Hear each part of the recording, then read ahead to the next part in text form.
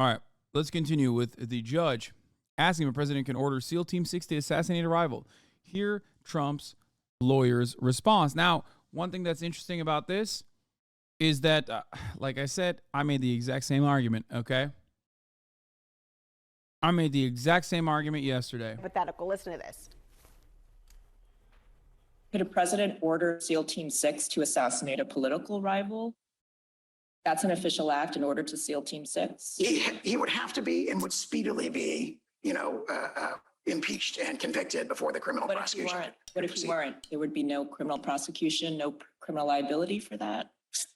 Chief Justice's opinion in Marbury against Madison and our constitutional tradition and the plain language of the impeachment judgment clause all clearly presuppose that what the founders were concerned about was not. I asked you a yes or no question.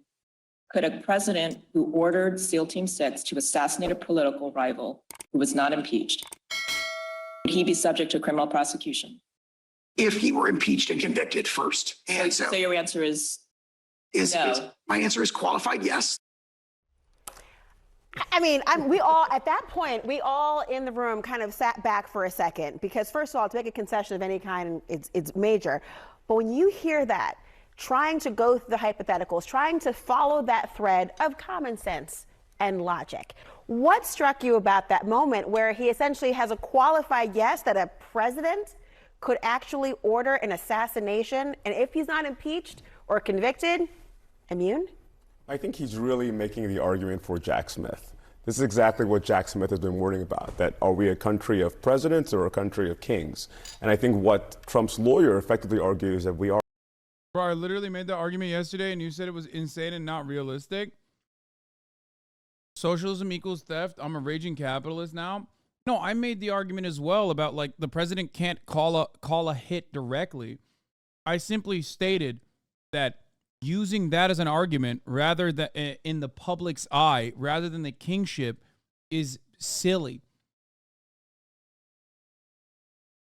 I used the argument of the president calling for an assassination. I literally said the president, well, not calling for an assassination. I said the president can't just simply during the State of the Union,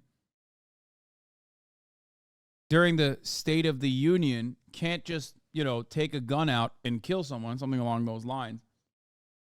But as far as like presenting it in court, yes, I do think that this is ridiculous that this is even being discussed. None of this is a unique thought, of course. But the reality is that the fact that this is genuinely being deliberated on, okay?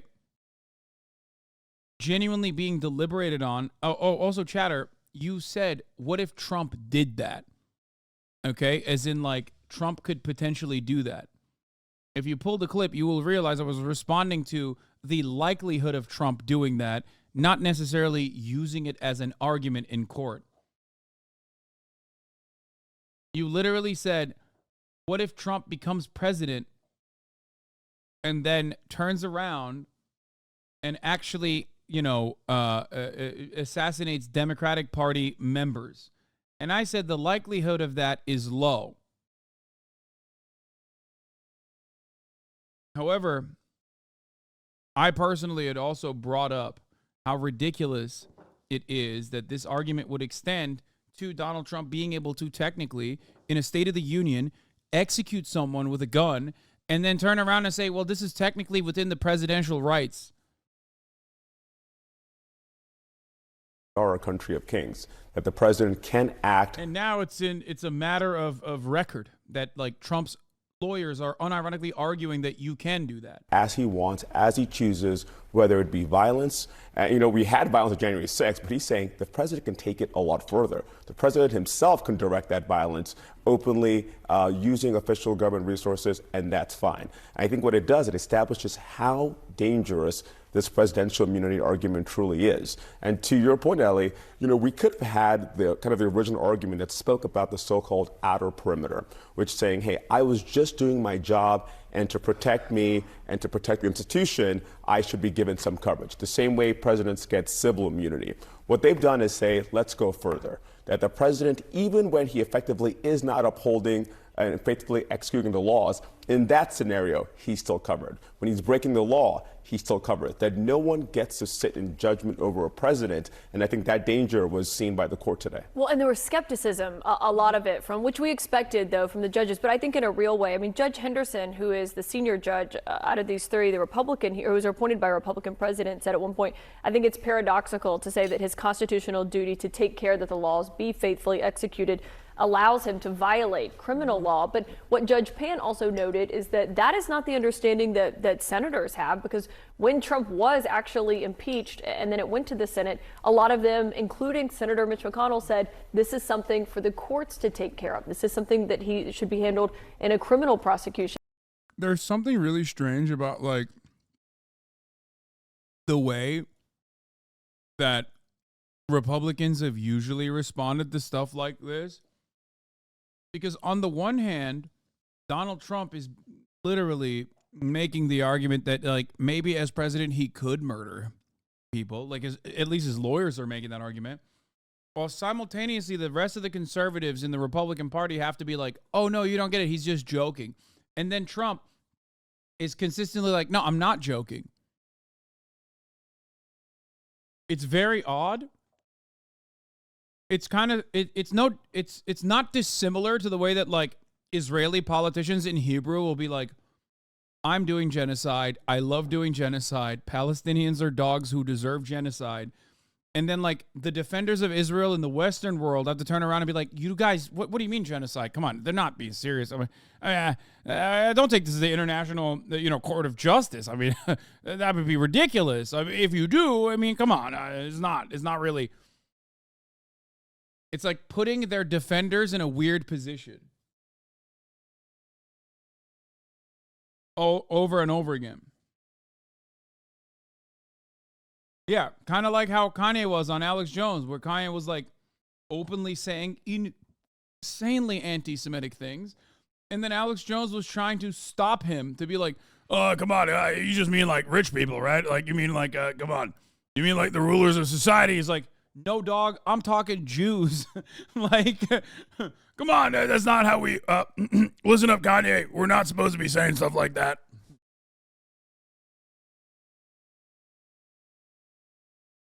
Or that could be handled in that way. Yeah, it's a great point. There's obviously two very different talking points. The problem with the argument that Trump's lawyers just staked out, there has to be an impeachment and a conviction before there could be a prosecution, is it leads to absurd results that cannot be the way this works. We all know impeachment is entirely different. A judgment about whether to impeach could be political. It could be based on any number of factors.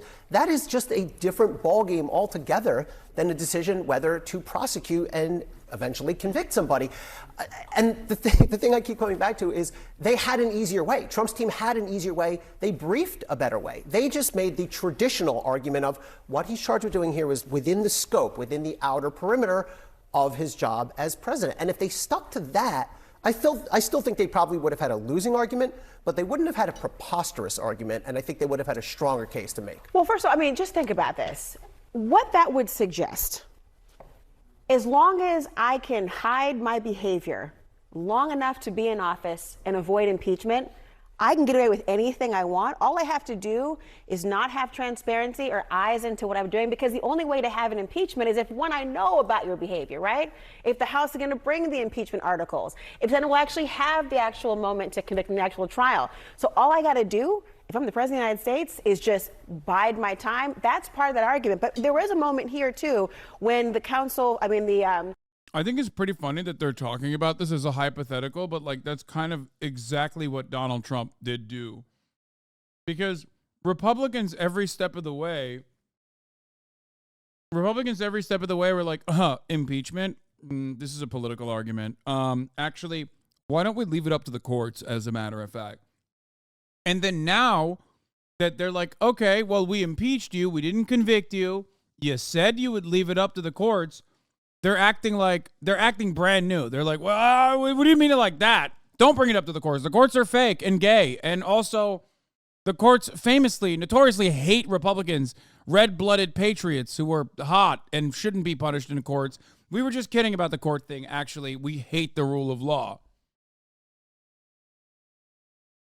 It's also pretty much Watergate if Nixon didn't hire the most incompetent folks to do the operation and remembered he had voice-activated recording devices in the Oval Office.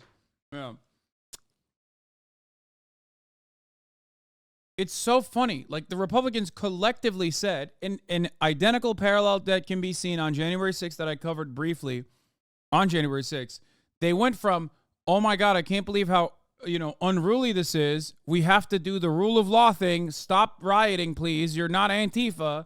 To, actually, these are patriots that were harmed and are being held hostage by the American government 3 years later. Same energy between, let's just, this impeachment thing is a sham. It's a mockery. Let's actually have the court settle Trump's insurrection, like Trump's dealings. Let's have the criminal justice system deal with it. And then when the criminal justice system is dealing with it, they're like, absolutely not. That's unacceptable. How dare you? How dare you do such a thing to our beautiful boy? Okay. I guess you just don't want, a Republican to ever be prosecuted, which is ding, ding, ding. Exactly. That's the goal. The special counsel from DOJ spoke about this issue, but I want to go back for a second to the lawyer for Trump, because in this soundbite here, he talks about the idea that the notion of criminal immunity not existing is a shocking holding. They are standing tall and saying, look, there has got to be some level of immunity, because they're talking about President Biden and other people. Listen to this. To authorize the prosecution of a president for his official acts would open a Pandora's box from which this nation may never recover. Could George W. Bush be prosecuted for obstruction of an official proceeding for allegedly giving false information? Oh my God, I can only get so hard. It's like inappropriate if I keep listening to this. I might nut on camera. Oh my God. Oh God, dude, don't do it. Don't threaten me with a good time, King. Don't do it. To Congress to induce the nation to go to war in Iraq under false pretenses? Could President Obama be potentially charged with murder for allegedly authorizing drone strikes targeting U.S. citizens located abroad? That's the political question that Trump was raising, and we played that clip earlier, about the threat, so to speak, and what would happen next. That's the heart of the matter. If you open this sort of Pandora's box politically, Trump will suggest, well, then everyone is fair game. But the argument that James Pierce made as a rebuttal to that was, if you do go by what the prosecution or what the defendants or the Trump's attorneys are saying, that then it would open up presidents to being able to commit a whole host of criminal acts and to get away with it. Yeah, exactly. Both sides have this slippery slope argument that they're putting forward. But I think an important argument from the Jack Smith side was speaking about history here. There's a whole lot of talk. Okay. What do you mean slippery slope? No, the Republican argument here, the Trump attorney argument, is a slippery slope argument. The other argument is not a slippery slope argument. It's an application of the law.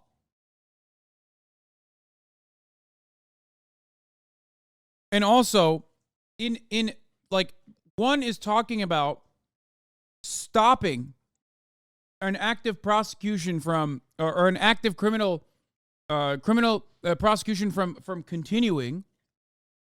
The other is fantasizing about potential crimes.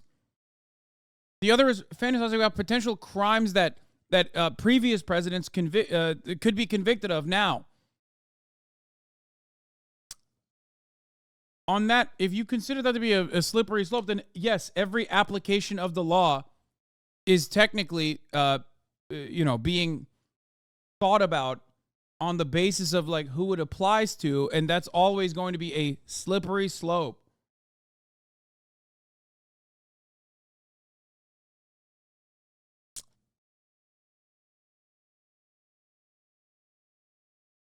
I think it's ridiculous to be like, oh, both sides' arguments are, should presidents be above the law? Okay. And one is saying like, well, what about all the other stuff that presidents have done at the behest of like the American government and like American foreign policy and the continuation of like America's interests globally? Should they be prosecuted for that? And the other side is saying, if we don't prosecute presidents for doing stuff that's not at the behest of like American foreign policy, but only on their own, for their own personal gain, like what Trump did, and we don't prosecute him for that, then presidents can do whatever they want. And the real standard not being talked about here is whether or not something is being advanced for American global interests. You can do whatever you want as long as you are doing it under the umbrella of advancing America's foreign policy interests or America's interests in general. But the moment that you flip that script over to selfishly trying to preserve your own power, all of a sudden, you can't make that argument. That's basically it. If there was oil, for example, that Donald Trump could have, found by somehow ensuring the continuation of his presidency, then it would be fine.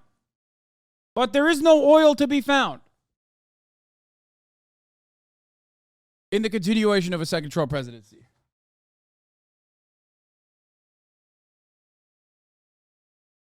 Of what's happened in the past and the example of President Nixon, right? President Nixon engaged in his conduct, and what did he do? He accepted a pardon, right? He talked about we have the Iran-Contra investigation, right? And Ronald Reagan, no one there thought that he could not be prosecuted. So I think the slippery slope argument, I think there's something there on both sides. But importantly, that is the nature of all prosecutions. We've both been prosecutors. For our system to work effectively, you have to have prosecutors that are acting with a sense of justice, that are using discretion appropriately, and that is true in every scenario, for everyday Americans and for former presidents. So that faith in our system, we have to have that for our system to make sense, no matter who the defendant is. So I don't think it's a especially strong argument to say someone could abuse this. We have courts that will review indictments. We have standards of burdens of proof of reasonable doubt. You have to do a trial. So we have other fail-safes that's not just a rogue prosecutor can go after a former president without any recourse. So I do think, Jack. First of all, but they should, and that would be sick. I'm a fan of that in general. It would not be a rogue prosecutor. It would be someone who's, considering the extrajudicious killing of an American citizen to be illegal.